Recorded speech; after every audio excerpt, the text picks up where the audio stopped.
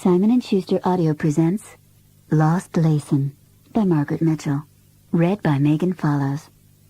The introduction by Deborah Freer is read by Alison Fraser.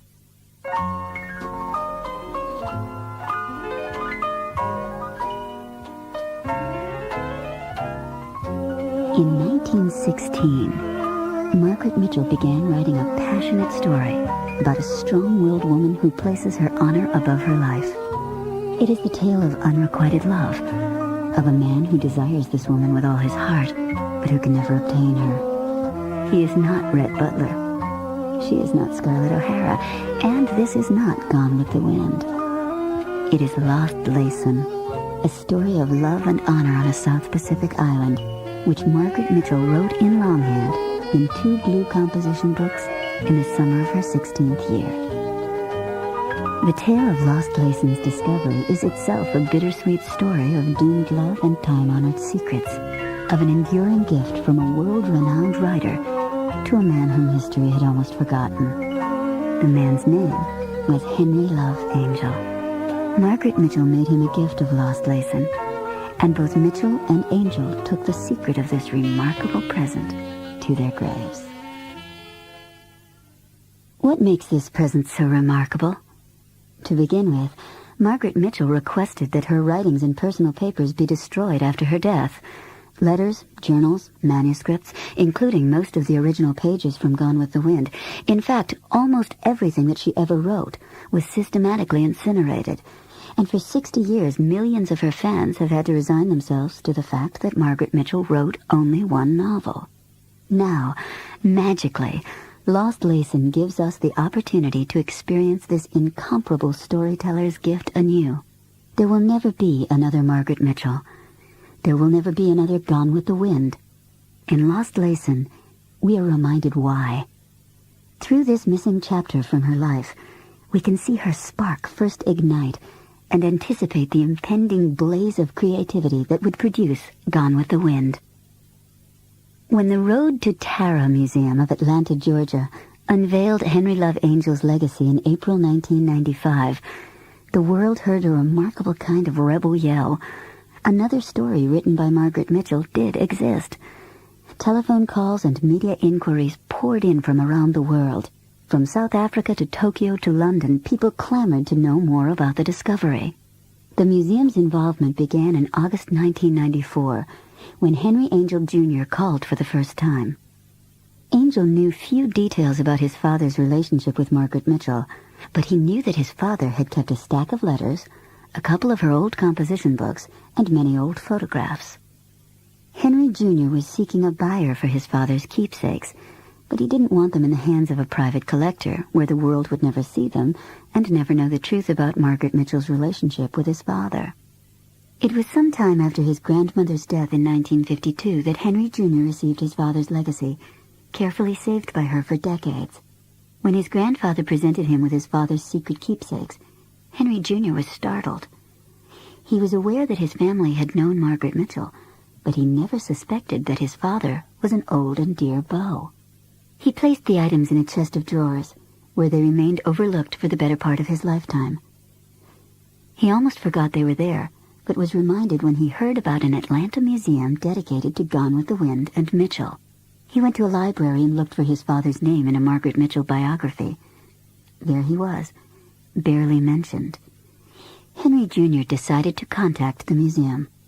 Until Henry Jr. called, Henry Love Angel was little more than a footnote in Mitchell biographies. Biographers make note of him as a passing acquaintance, or at best as one of her 5 known suitors. The museum's president, Patsy Wiggins, believed that if this find were true, and Henry and Margaret Mitchell were closer than anyone had previously realized, then Angel's importance was somehow overlooked. But before agreeing to acquire the find and learning of its authenticity, the museum approached cautiously. Were Angel's keepsakes worth acquiring? An independent expert was called in to evaluate the material on behalf of the museum. As a seasoned Mitchell historian, an educated appraiser of fine art and antiques, and a collector for over 25 years, I felt prepared for this task. Still, I was astonished to see the abundance of presumably unknown material of this age. After extensive research, my conclusion was that these materials were bona fide and a meaningful historical discovery, their importance creating a necessity for portions of Mitchell's life story to be rewritten. The continued study of these items has now revealed a wealth of new information about Margaret Mitchell's life, and additional details will undoubtedly emerge. The 57 photographs, the 15 pieces of correspondence, and the story written in 2 composition books by Mitchell represent the largest cache of unpublished material to surface since Mitchell's death. To appreciate fully the significance of this find, one must recall the indelible mark Margaret Mitchell and her one published novel have left on this country. Indeed, no other single novel has so affected our culture. Published in 1936, it was an instant critical and commercial smash, garnering that year's Pulitzer Prize and spawning the multiple Academy Award-winning movie in 1939. The story has blurred historic fact with fiction. For decades since its first publication, visitors have arrived in Atlanta looking for Tara. Now, Gone with the Wind does not stand alone. Margaret Mitchell wrote Lost Laysen 10 years before she began Gone with the Wind. She started writing the story on July 10th, 1916, and by August 6th she had finished it, as she recorded on an inside page of her composition book. Pasted in the back of the book is her 12-chapter outline. The handwritten text is remarkably clean, with few changes or erasures. It's as if the story flowed from her imagination fully formed in slightly less than a month. The fact that a novella of the complexity of Lost Laysen was written in so short a span is impressive. That Margaret Mitchell was less than 4 months from her 16th birthday when she wrote it is nothing short of astonishing. Gone with the Wind is no fluke. In a number of fascinating ways, Lost Laysen foreshadows Gone with the Wind. It contains themes and character types essential to our understanding of the later work. Both works have a love triangle at their center, and both hinge on unfulfilled passion.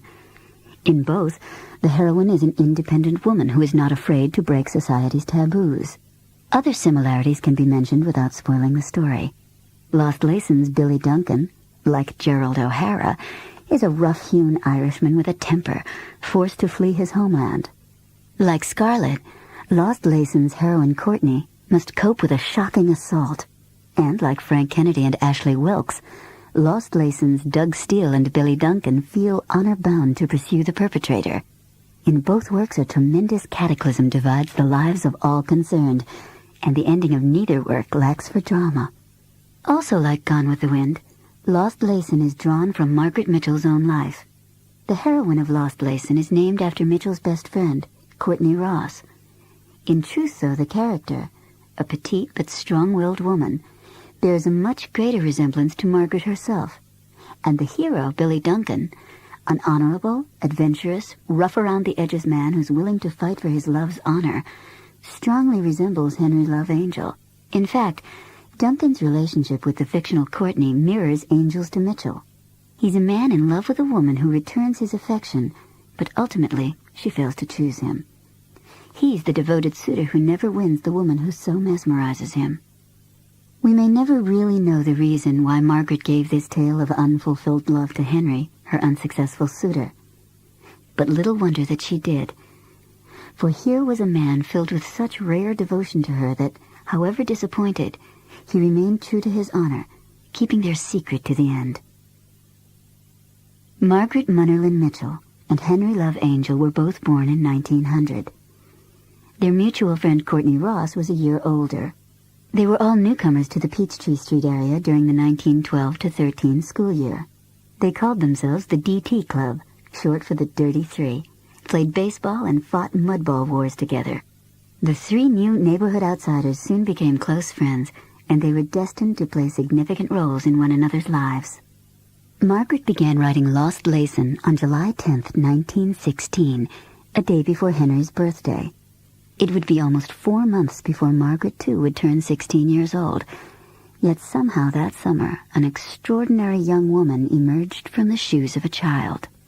Despite President Wilson's 1916 campaign slogan that he kept us out of war, Entering World War I was now on the minds of many Americans, and Henry, like other young Atlanta men, was already preparing for battle. In January 1917, Atlanta was selected for a military campsite. By April, the United States had declared war on Germany.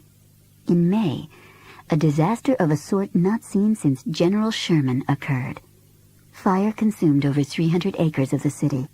10,000 people were left homeless, and Atlanta was once again under martial law. Margaret and her mother aided and gave comfort to victims of the disaster. Both Margaret and Courtney also participated in the Red Cross drive to assist with the war effort. At the end of the summer of 1918, Margaret left Atlanta to begin her freshman year at Smith College in Northampton, Massachusetts. Courtney remained in Atlanta to attend business school. In the fall, Margaret suffered a heart-rending blow. News reached her that Clifford Henry, one of her beaux, was killed in action in France in October. Shortly after, in January 1919, she received even more jolting news. Her mother, Maybelle Mitchell, was dead from Spanish influenza. Margaret returned home to find her father almost overcome with grief. She attempted to return to Smith, but left for good after her freshman year. Margaret seemed to feel that her place was with her father and the care of their family home. It was a decision that she would later find bittersweet. During this same period, Henry Love Angel was in the Army, stationed south of Atlanta at Camp Benning. He rose quickly through the ranks and was promoted to sergeant in April of 1919. The Army was good to Henry and produced in him a confident, virile competitor among Margaret's circle of beaux. Henry would return home on furlough to see Margaret, and he was as much, if not more, in contention for her affection during this period as anyone. The war ended in the final months of 1918, but Henry's service was not completed until later in 1919. After being honorably discharged, Henry returned to Atlanta and lived with his mother and stepfather, Dewey DeWitt, known as D.D. Summey. Over the summer of 1919, and for the next 2 years, Margaret, Henry, and their friends caught the train known as the Belle from Atlanta to a place called Shadowbrook Farm, located in the rolling countryside of Suwanee, Georgia. It was a favorite getaway and was the site for many house parties, but not for Southern ladies without a chaperone. It was by this point in her life that Margaret Mitchell was calling herself Peg, or Peggy, a name she adopted during her college days at Smith.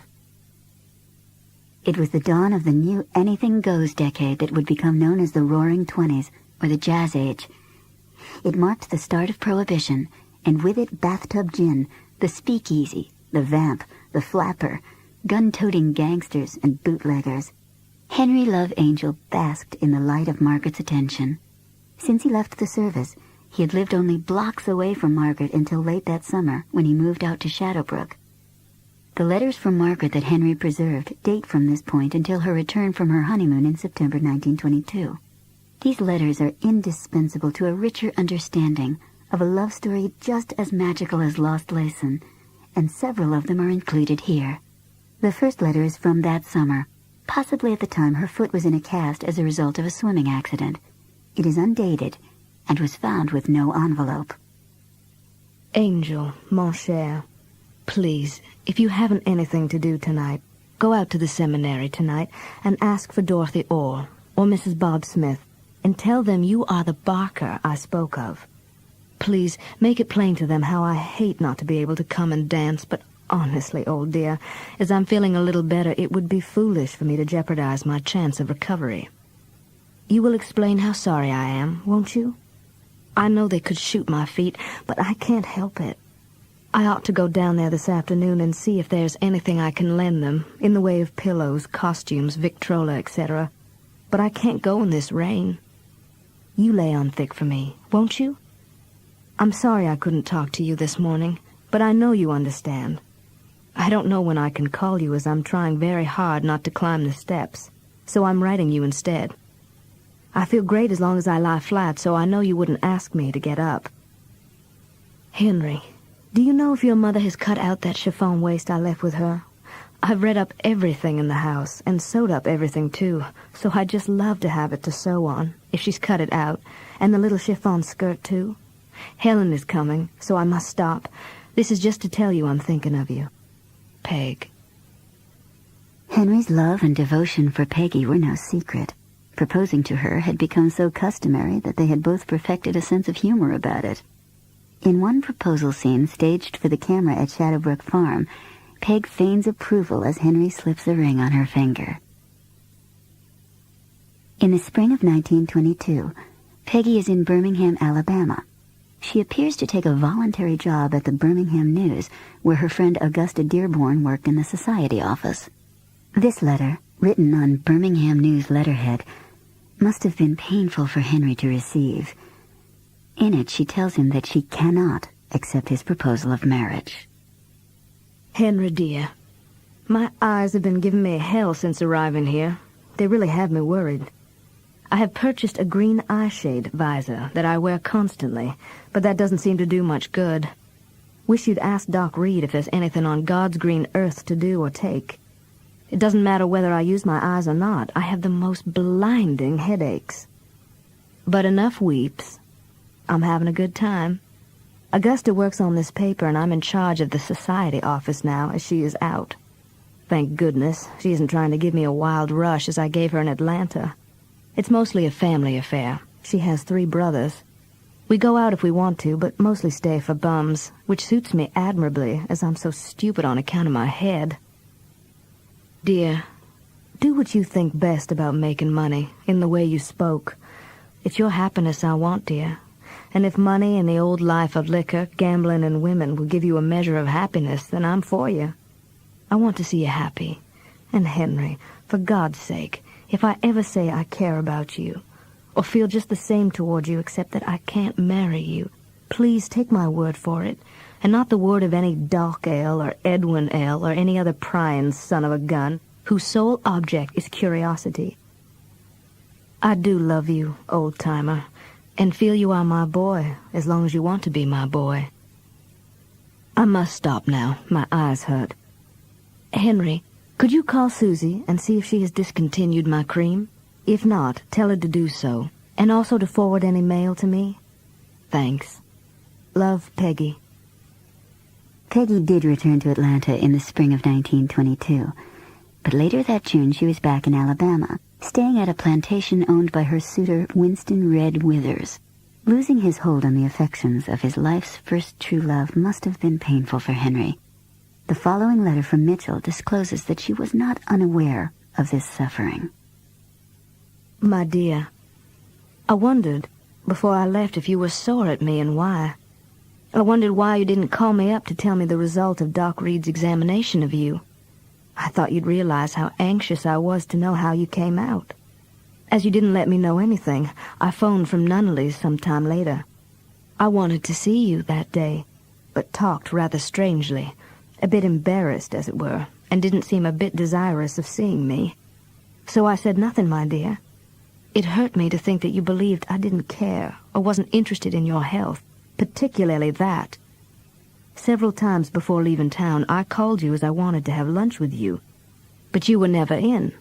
And finally I figured you'd call me if you wanted to see me. The day I left town, I saw you with some girl. I did not see her face, but she looked quite attractive. I yelled at you, but you didn't see me, I guess. Are you sore at me? Or has Grace or some other girl so filled your mind that you've forgotten me? Or do you think that my love for Red has changed me in any degree toward you? I'd really like to know, my dear, for I hate to think of there being a barrier between us. I have been on Red's plantation so long that I've gotten fat. It's a lazy life, and it's as hot as blue blazes.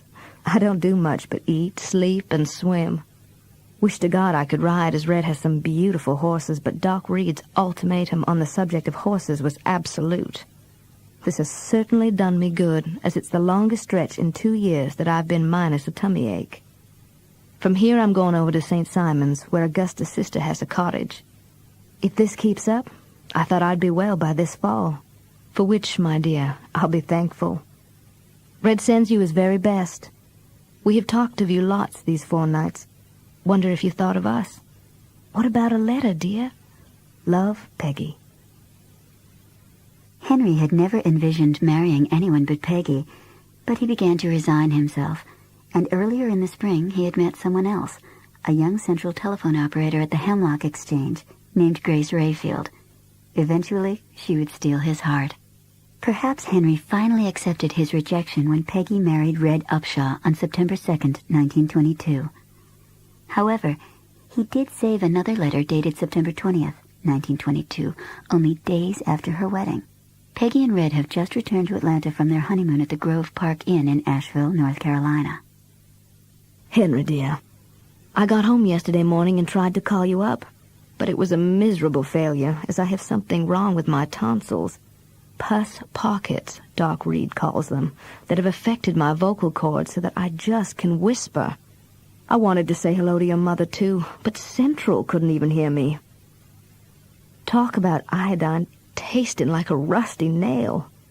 Well, I hate to tell you what this silver nitrate with which he is painting my tonsils tastes like. Henry, what is Skeet's address? I want to thank him for the Dirty 3 emblem, which now adorns the front hall table. It's, or rather they, are as pretty as can be, and I'm thanking you over again for them, though I've thanked you once before. Henry, I'm quite shameless in asking you to take me out to lunch sometime this week. I not only want to see you, but I have something of yours to give you. Love, Peggy. If they went to lunch that week, we will never know. But we do know that only a short time later, Peggy discovered that she had made a mistake marrying Red Upshaw. She kicked him out of the house by the next summer and received her final divorce decree in 1924. During the interim, she started work as a reporter and found more comfort in the arms of John Marsh, whom she later married. Within 3 months of Peggy's wedding, Henry applied for a marriage license, and he and Grace were married on December 9th, 1922. They took up residence in the house next door to his parents, who lived 1 street away from Peggy and her family. Late in 1944, Henry became ill, and in March 1945, he died at the age of 44. Henry died taking his secret to the grave, without so much as a mention of Margaret Mitchell to his adult sons. Never once did he breathe a word about his past relationship with Margaret Mitchell. Never once did he seek gain from her celebrity. Perhaps it was for the sake of love and honor that Henry Love Angel kept silent. The world was different then in some respects. A handshake could seal a contract, a person's word was their bond, and a woman's honor prized above all else.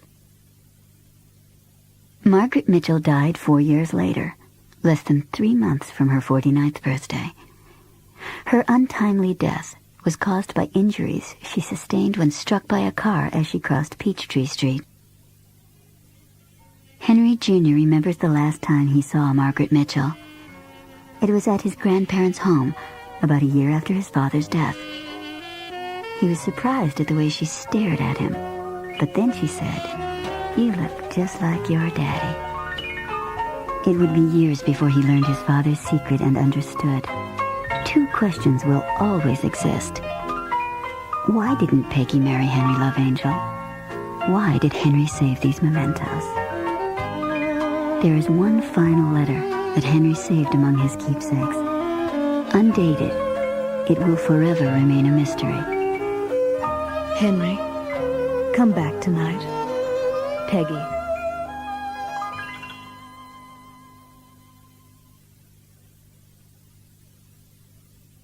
Lost Laysen, The Little Lady Unafraid, by Margaret Mitchell. Bill Duncan settled back in his chair and lit his pipe. I said nothing, but waited for him to speak, for I knew that the usually taciturn Irishman was going to tell me something worth hearing. "Well, boy, you say that all romance and adventure died with Captain Kidd? Well, it didn't." He paused and gazed out of the window into the black tropical night.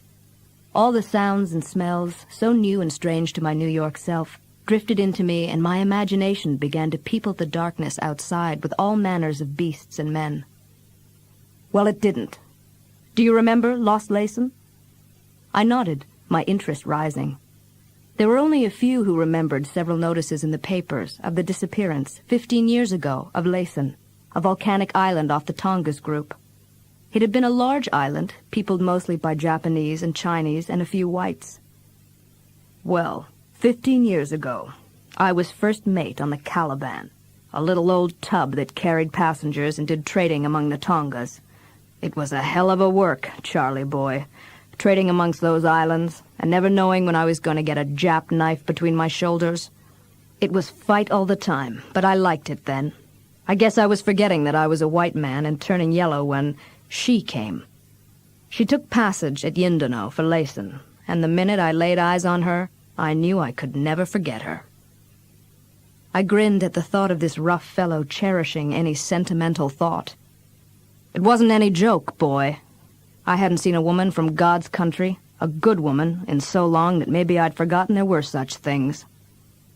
He puffed thoughtfully for a while, and a soft light overspread his weathered-beaten face. Charlie boy, I sure did love that little woman. I couldn't help it, though I knew I never had a chance. She wasn't my kind. I wonder why it's always the little women that appeal to us big fellas. She wasn't much over 5 feet, and she couldn't have weighed 115. Why, I could have carried her in one hand and never known it. But I wouldn't have laid hands on her for all the world. Her eyes would have kept anybody from doing that. They were gray-blue, and she looked at you as straight and steady as a man without any coquetry or anything like that. She had a strong, straight nose and a Cupid's bow mouth. You don't see mouths like that often, Charlie boy, the kind that were made for kissing. When I first saw her come up the gangplank at Yindano, I could only stare at her. I was a tough-looking customer in those days, tougher than I am now. He laughed harshly, and the sound grated on my nerves. I'd just come out of a fight, and my head and hand were tied up in some dirty bandages, so I looked worse than usual. I just stood and looked at her, like the fool I was, till she got on deck and put down her bag. When she turned to face me, I had a minute of politeness left, and I snatched off my cap, a thing which I hadn't done to a woman in 5 years. Her quick gray eyes ran over me, and then she grinned. Yes, Charlie boy, grinned. It wasn't one of those simpering smiles, but a plain, honest grin that I couldn't help returning. Say, you must have been in a fight. Then she laughed. The captain came up just then, laughing, for he had heard what she'd said. Duncan's always fighting, Miss Ross. He isn't happy unless he's in a scrap. I could feel myself grow red as her twinkling eyes sought the dirty rag around my head, and I could have murdered the captain then and there for his words. Even though they were true, I hated to have her know it. But I couldn't have said anything if my life had depended on it. I just kept wishing that I had shaved off a week's beard and washed my face that morning. But the captain took her off to show her her little cubbyhole of a cabin and left me leaning against the rail. I watched her till she disappeared, and just then I noticed how trim and neat she looked in her dark blue suit, with her boy's Buster Brown collar. But she was so little, Charlie boy, so little. Duncan stopped to light his pipe, which had gone out. 5 feet did not seem so small to me. I was 5'6", but Duncan was at least 6'3" of hard, bunchy muscle. Well, I dived from my cabin and was making preparations for a hasty shave when the captain walked in. You should have heard him laugh when he saw my face covered with lather. Oh, that laugh riled me, Charlie boy, and I began to curse. Don't look so astonished. The Cap and I were great pals, and there wasn't any discipline between us. Oh, see pretty Bill Duncan cleaning up for the missionary. I stopped short. She's no missionary. Oh, yes, she is. Hell, I said and put down my razor. You see, I didn't have a very good opinion of missionaries then, and for pretty good reasons. How do you come to know so much about her? I snapped. All the grin left the Cap's face, and his mouth straightened out like an iron nail. Never you mind, but I do. Charlie boy, I'd been with Jim Harrison 5 years, and I'd never asked him anything about himself. Over here in the East, it's not etiquette to ask a man his past history. But I know that Miss Ross and her class of people had played a part in the Cap's past. But I asked no questions. In a minute, he spoke again. Bill, she's of the best America has, and she's over here because she's tired of the life over there. Her family were fools to let her come here. She wants excitement, and believe me, she'll get it. He stopped and then laughed. Missionary! My Lord, Bill, she's about as psalm-singing as you are. Where is she going? To Laysen. Lord, Jim, we can't let her go there. It's hell on earth, and those Japs are devils, I began angrily. How are you going to stop her? She's her own boss. All we can do is keep an eye on her, and you'll be glad to do that, won't you, Billy Duncan? And giving me a punch in the ribs, he fled. Well, I shaved and washed and got a clean rag around my head and went up on deck. Charlie boy, you've never been away from women, good women, for 5 years, so you don't know how I felt. I just wanted to see her, to hear her, to be near her. I didn't realize that I loved her then. I only knew that I wanted to look down into her steady gray eyes and to see her red lips move. She was on deck when I got there, watching the Chinese load our little tub, and the captain was beside her explaining things. There didn't seem to be any other passengers at Yindano, so we were the only white people on the boat, with a crew of 16, Japs, Chinks, Kanakas, and half-breeds. When I came up to them, the Cap introduced us, and even then I couldn't say anything. She gave me a straight-from-the-waist handshake, and I must have nearly broke her little hand with my big paw. When the loading was finished, Captain Harrison sent me to the wheel to head the Caliban out of the harbor. I'd gotten her well out of Yindano and headed for sea when Miss Ross rushed in like a whirlwind. "Say, have you got a pair of glasses?" Seeing my glasses hanging in their case on the wall, she grabbed them up and looked landward for a moment. She evidently saw something very funny, for she began to explode with laughter and double up as with a cramp. The captain came in then, and giving the wheel to him, I caught the glasses from her hands and looked back at Yindano. There on the wharf we had just left was a crowd of natives, and in front of them, clad in white trousers, blue coat and Panama hat, a man was running up and down making wild signals, evidently to us. I was puzzled and handed the glasses to the Cap. Miss Ross seemed almost on the verge of hysterics, and tears trembled in her eyes. "It's Douglas Steele!" she gasped, slapping her knee in the manner of a man. "He didn't want me to come out here, and he would follow me. I gave him the slip at Frisco, and there he is. I'm so glad he got left. Doesn't he look funny?" She went off into another gale of laughter that left her weak. "Maybe we'd better go back for him." The captain gave me a wink. She sat bolt upright. "No, you don't. It serves him right. Doug is a good fellow, but he's altogether too officious."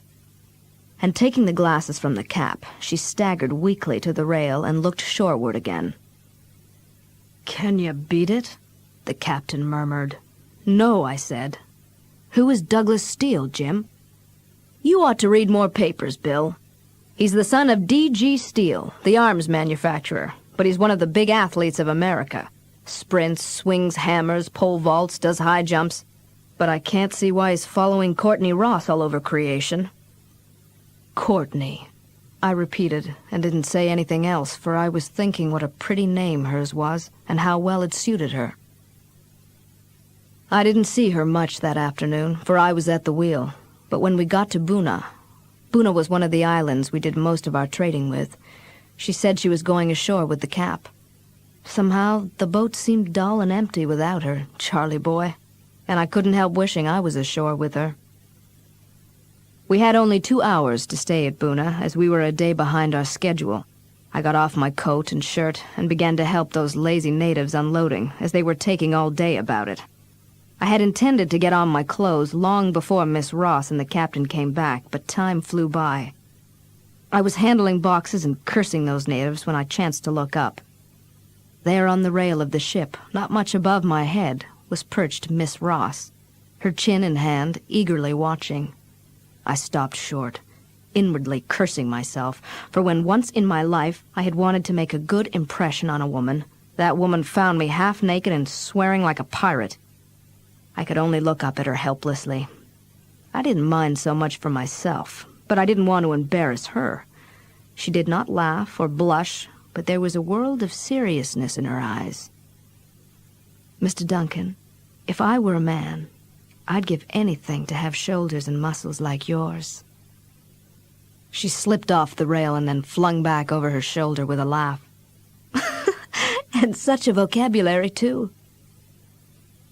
I was just hurriedly getting into my clothes when up sailed a miserable cockleshell of a craft that I wouldn't have trusted my life in for a second. There were 2 natives in it and 1 white man, the same man who I had seen on the wharf at Yindano. As the boat drew closer, I saw that he was a good-looking young fellow of about 23, tall, broad of shoulder and lean of hips. He eyed the Caliban anxiously as he came alongside, and a sudden pain shot through me. It wasn't jealousy, Charlie. It was just plain selfishness. I knew I could never have her, and so I didn't want anyone to. Moreover, I knew that if a man thinks enough of a woman to follow her from the States to this godforsaken place, he would not be the man to be easily discouraged in his suit.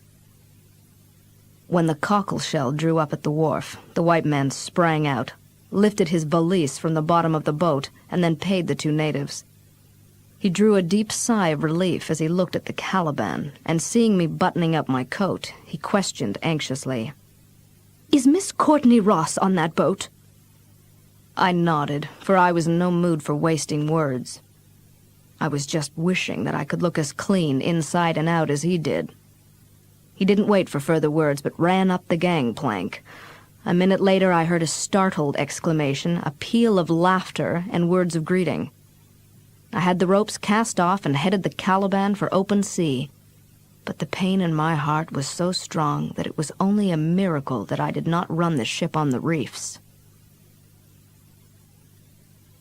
When she came on deck the next morning, she called, "Hello, Mr. Duncan," to me and began to ask me questions about the ship. I'm not a ladies' man at the best, and I cursed myself for my awkwardness that day. For absolutely no reason, my tongue refused to move in her presence. Douglas Steele came up and claimed her, and they walked off, talking and laughing. Oh, Charlie boy, I'd have given a lot to have had Douglas Steele's tongue. But it would have taken a greater tongue than his to have told her the thoughts in my brain. At the next little island we touched, we got several passengers, all natives. We were about to leave when a slim, dark man came on board. His eyes narrowed when he saw me, for if ever anyone hated me, that man was the one. He was a half-breed, Jap and Spanish, possessing the devil's own dark beauty. He had soft black eyes that slanted slightly, and a soft red woman's mouth that always sneered. His hair was soft and black and silky, and his yellow-brown skin was soft. Oh, he looked soft and gentle, all right. But if ever there was a fiend out of hell, it was Juan Mardo. He had great influence among the islands, and especially at Laysen, where he lived, for he was the richest man, white or native, for miles around. And he hated the captain and me, because we stopped quite a few of his murder and kidnapping parties. He came on deck without a word, and just then Miss Ross and Douglas Steele passed. Miss Ross looked back over her shoulder at him, merely a bit of feminine curiosity, I suppose, for he was good to look at. But the look he gave her made my blood boil. He shrugged his shoulders and made a remark in Japanese to the man next to him, a remark so vile that only a dog of a Jap could have thought it. I understood Japanese, and Juan Mardo knew it. The look he gave her had been a strain on my self-control, but his remark about that little lady drove me into a blind fury. I caught the dog around the waist and flung him across the deck. As I did, 3 of the latest passengers closed in on me, and I had my hands full. I was fighting desperately, and my blows taking some effect, when I heard her voice from somewhere. "Go to it, Billy Duncan. Slam him in the jaw. Don't you help him, Douglas. He can clean them up by himself." I grinned, even in my rage. What a little firebrand she was. Most women would have screamed or fainted. I laid one native flat on the deck and was preparing to do the same for the other 2, when one clutched me around the knees and the other got an arm around the front of my neck in a half Nelson. Things were beginning to go black, and little bright spots leaped before my eyes, but I heard her yelling like a demon. "Break that Nelson, Billy Duncan! Break it! Break it! Break it! You nearly did it! Go to it! Oh, Doc! He's got a knife! Stop him!" Through burning eyes, I saw Juan Mardo pick himself up and come at me with his knife. I thought that I was gone that time, for I was as helpless as a kid, and my chest looked tempting to that half-breed. All went dark for a moment, and then I heard Captain Jim Harrison's roar of rage, Douglas Steele's curse, and felt the sharp bite of steel in my shoulder.